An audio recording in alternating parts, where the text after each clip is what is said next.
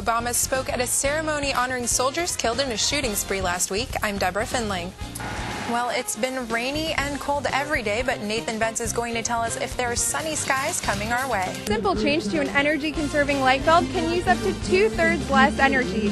And this musical energy extravaganza is a great way for Houstonians to learn and have fun. But now Mickey, Minnie, Donald, and Goofy are hopping on board the healthy train too. Disney's unveiling a new line of kid-friendly groceries to encourage children to eat more vegetables. Find out why one Apple retail employee was shaken to the core this weekend. The team is selling their corporate patent, and the price, $845 million. The hearing is scheduled for today, and this deal follows the Tribune Company's plan to sell not only the team, but Wrigley Field as well. Well, the President's Cup wrapped up this weekend with a win for the American team by crowd favorite Tiger Woods. Don't let the 1914 final score fool you. While scores stayed close throughout the week, Team USA played hard that final day, locking up a win by 130.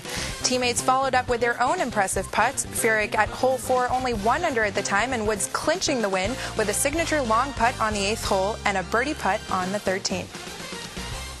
Deborah, that definitely went under the radar this weekend with everything else going on, the President's Cup and the United States winning. How do you think that shapes up next year for the Ryder Cup for the Americans? Well, it definitely looks good for the Ryder Cup. People were very impressed with Tiger Woods. They think he's at the top of his game, and especially on the 18th hole, with his 300-yard drive with a 3-iron. So people are looking forward to the Ryder Cup now. Can do that. Hopefully the U.S. can win 2 in a row in the Ryder Cup. Definitely. Thanks, Deborah. They say you should never talk about religion, politics, and money with your friends, but today that rule was broken for the annual spaghetti supper in honor of Election Day. They all come if they're Republican, Democrat, conservative, it doesn't matter who they are. Everyone's treated all the same. For 60 years, the secret ingredient in this pasta has been politics, and today is no different. The Syracuse Democrats and Republicans gathered here on neutral ground to talk politics. Last night I even came to see how they did it, so I stopped in last night because I was going to be here as a candidate.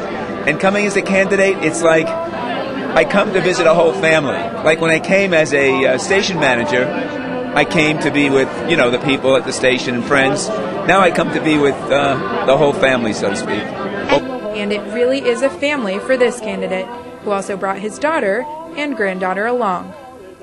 It's been absolutely fabulous because the love that we felt from the community is unbelievable. The people come up to him on the streets, the people stop him in the store when we're shopping. The mailman stops, and says hi. I got messages all morning from my coworkers saying, you should be so proud of your father, and it's a very warm feeling. Mm-hmm. Yeah. With pounds of pasta, hand-rolled meatballs, and homemade sauce, no matter who they're voting for today, the money goes towards a good cause.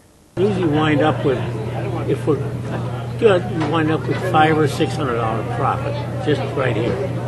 And it goes to the school, and it goes to the school and the church. A buzz. The goal is, to try to hit the other person before he hits you. A lunge and a thrust of the sword only means one thing for these young kids: the start of a fencing match. I grew up in Bulgaria. I came here 10 years ago, so I was in the Bulgarian national team for 15 years. So I went to Air Force for 2 years.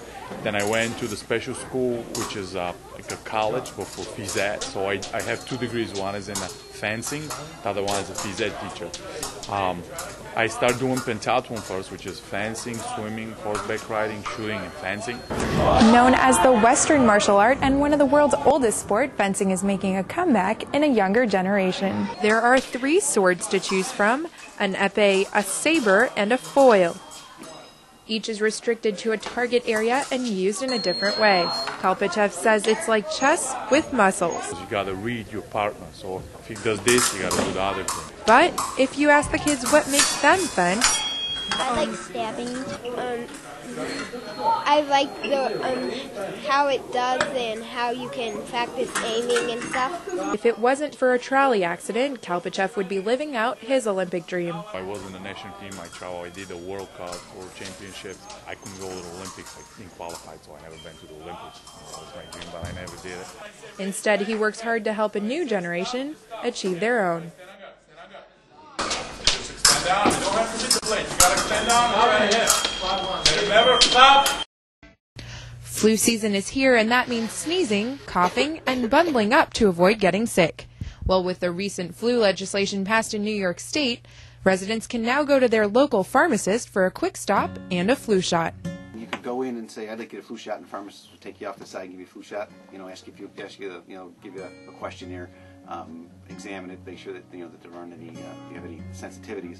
I think it'd be great just to be able to walk in the pharmacy and say, "Hey, I'd like to get a flu shot." You take you over to the side and they give you a flu shot. While this pharmacy is not offering flu shots just yet, he says if the training and time is both affordable and manageable, it could be a possibility.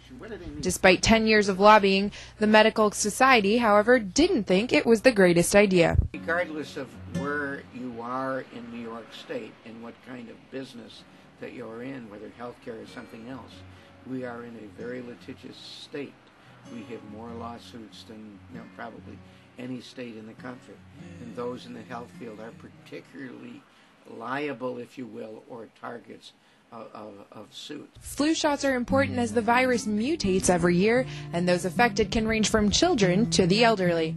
Here in Syracuse, flu immunization rates have traditionally been very low. So how are people preparing and preventing? We went out into the city of Syracuse to find out for ourselves if patients would go to their pharmacists for their flu shots. Probably not. I wouldn't go to the pharmacist just because they're not my doctor, and I would trust my doctor much more than I trust my pharmacist. I go to a doctor. I think they have specialized training, and that's more the function of a doctor as opposed to a pharmacist. Physicians hope that the more places flu shots are available will mean the more likely patients will seek them out.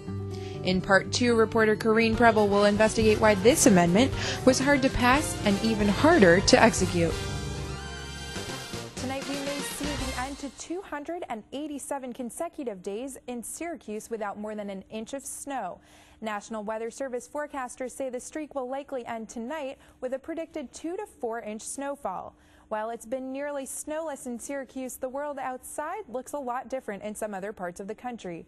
In Boise and across the Midwest, snowstorms are causing traffic pileups. While parts of California are seeing up to a foot of snow, and some residents take precautions for winter weather, others are taking the time to go outside and enjoy it. That's it for your NCC News Update. I'm Deborah Findling. Have a good night.